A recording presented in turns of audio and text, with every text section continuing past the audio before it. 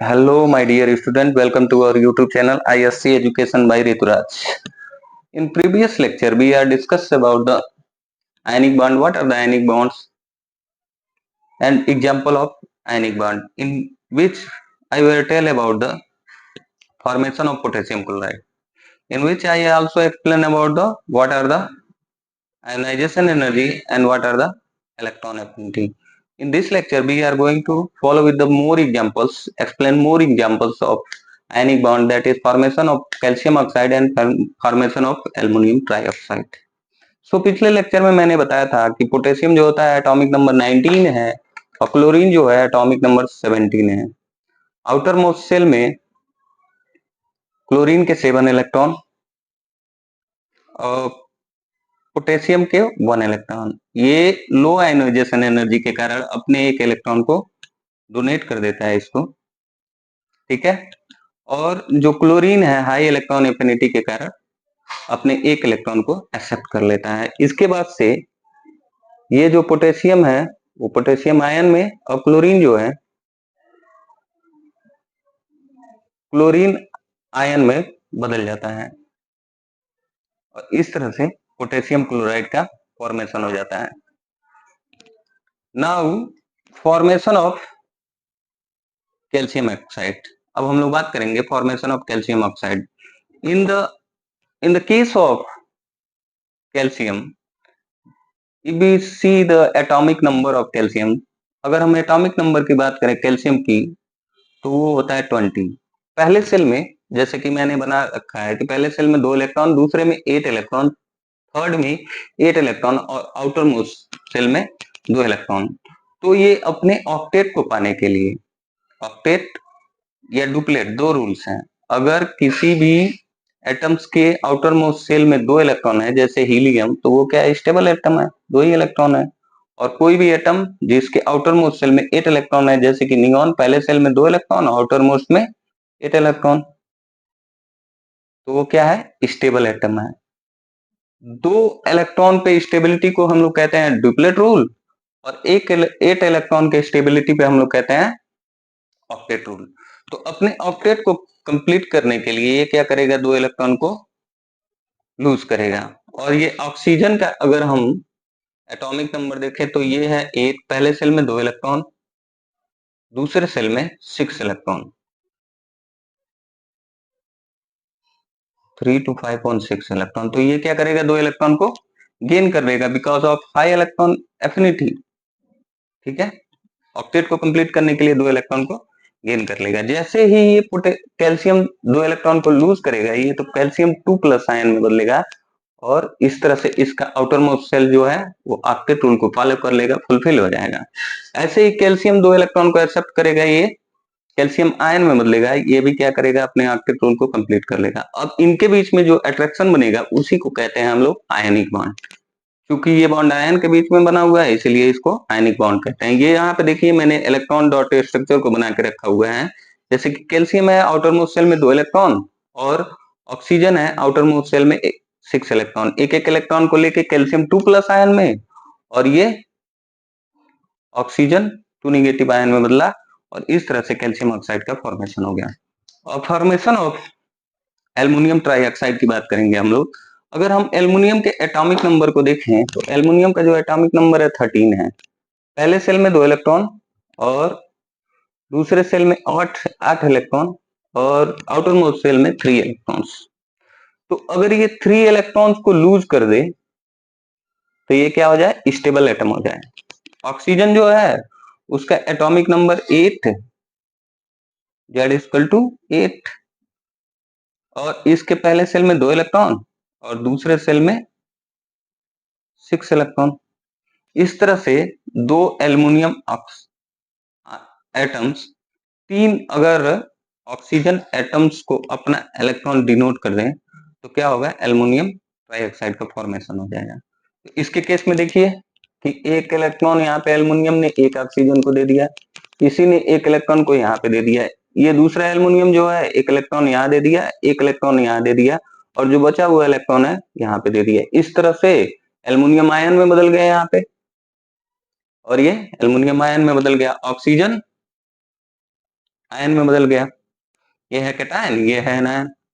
इस तरह से आउटर मोस्ट शेल क्या हुआ, कंप्लीट हो गया, और इन दोनों के बीच में जो बॉन्ड बना वो आयनिक इन नेचर था। क्योंकि कैटायन और एनायन के बीच में बन रहा था, इसलिए ये आयनिक बॉन्ड कहलाएगा, और इस तरह से एल्युमिनियम ट्राइऑक्साइड का फॉर्मेशन हो गया। ये तो रहा हमारा पूरा एग्जाम्पल आयनिक बॉन्ड का। और आपके बुक में जो एग्जाम्पल होंगे इलेक्ट्रॉन डॉटेड स्ट्रक्चर होंगे, उसको आप लोग बनाइएगा। मैंने इसमें सिंपल वर्ड्स में आप लोग को सारी चीजें बता दी हैं। अब आप लोग इलेक्ट्रॉन डॉटेड स्ट्रक्चर बनाना सीखिएगा।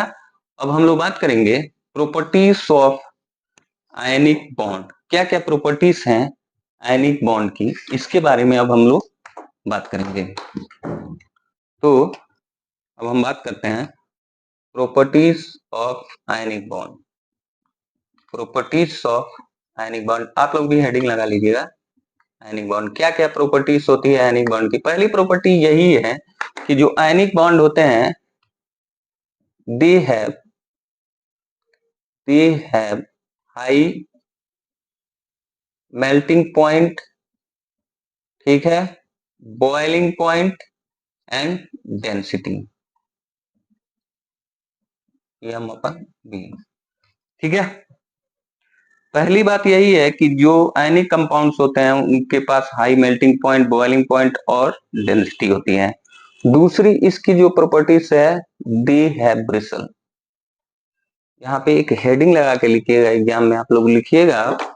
दूसरी प्रॉपर्टी है इसकी है ब्रिसलनेस की। ब्रिसलनेस क्या होता है बच्चों, देखिए कि जैसे कि ये एक लेयर है, कोई क्रिस्टल बना हुआ है NaCl का, एक लेयर, दूसरा लेयर, ये तीसरा लेयर, ठीक है। यहाँ पे पॉजिटिव चार्ज या negative charge, positive charge, negative charge, positive charge, negative charge, positive charge, negative charge, positive charge, negative, positive, negative. अब आप इस पे क्या कीजिए, फोर्स को अप्लाई कीजिए। जैसे ही आप आयनिक बॉन्ड के ऊपर, इस आयनिक क्रिस्टल के ऊपर फोर्स को अप्लाइड करेंगे, तो ये यहां से खिसक जाएगा, स्लिप हो जाएगा, ठीक है। और स्लिप होके ये देखिए एक ही कलर से बना देते हैं ताकि आप लोग को समझने में दिक्कत ना हो। ये स्लिप हो गया, यहाँ पे भी मान लीजिए और है,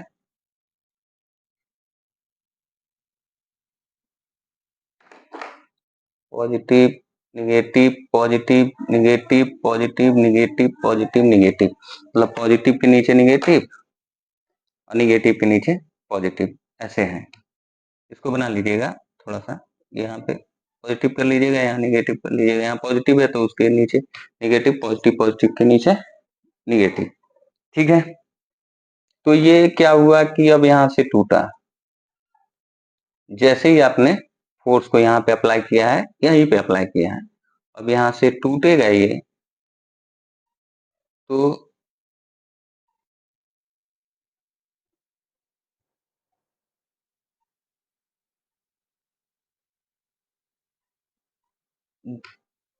जब ये टूटेगा,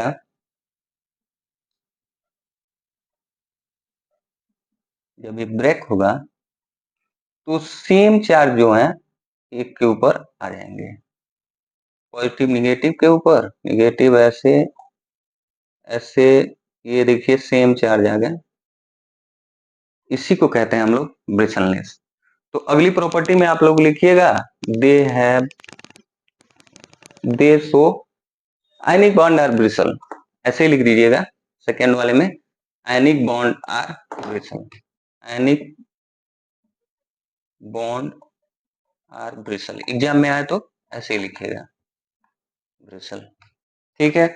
अगली प्रॉपर्टी क्या है, अगली प्रॉपर्टी जो हम इसमें स्टडी करते हैं वो इलेक्ट्रिकल कंडक्टिविटी का। क्या ये आयनिक बॉन्ड जो होते हैं इलेक्ट्रिकल कंडक्टर होते हैं, इलेक्ट्रिसिटी के कंडक्टर होते हैं या नहीं। तो आयनिक बॉन्ड जो होते हैं, अगर ये क्रिस्टल सॉलिड फॉर्म में है तो ये नॉन कंडक्टर ऑफ इलेक्ट्रिसिटी होते हैं in the case of molten state and In the case of mortal state or in the solution form, the ionic bond are conductor of electricity. Ionic, एक बार और सुनिए, ionic bonds are non-conductor of electricity if it is in the solid state. Ionic bonds are conductor of electricity if it is present in molten or solution state. अगर ionic bond अगर solid state में है तो ये क्या होगा, non conductor होगा electricity का। अगर ये आयनिक बॉन्ड मोल्टेन स्टेट में है या ये सोल्यूशन बना हुआ है तो ये क्या होगा, कंडक्टर ऑफ इलेक्ट्रिसिटी। ये इलेक्ट्रिसिटी को कंडक्ट करेगा। अब अगली जो इसकी प्रॉपर्टीज है वो है आपकी सॉल्युबिलिटी की। तो इसमें यही है कि जनरली आयनिक कंपाउंड जो होते हैं, ionic compounds are soluble in water. ये क्या होते हैं, सॉल्युबल होते हैं वाटर में, इन वाटर। उसके बाद से क्रिस्टलाइन सॉलिड, इसमें विद फ्यू एक्सेप्शन, इसमें कुछ एक्सेप्शन भी हैं। चलिए इतना ही आप लोग एग्जाम में लिखिएगा, इतना ही जानिए, एक्सेप्शन के बारे में बाद में पढ़िएगा। क्रिस्टलाइन सॉलिड, जो अगली प्रॉपर्टी है आयनिक कंपाउंड की वो है क्रिस्टलाइन सॉलिड की। Crystalline solid, ionic compounds are generally exist in crystalline in which opposite charged ions are bonded to each other। जो आयनिक कंपाउंड होते हैं वो किस फॉर्म में होते हैं, क्रिस्टल के फॉर्म में होते हैं, क्रिस्टलाइन फॉर्म में होते हैं। लेकिन इनके बीच में जो एटम्स होते हैं वो क्या होते हैं, टाइटली बॉन्डेड होते हैं। देखिए अब एक्सेप्शन ऑफ आयनिक बॉन्ड, एक छोटा सा चीज हम लोग देते हैं ध्यान। देखिए कोई भी बॉन्ड जो होता है 100% आयनिक नहीं होता है।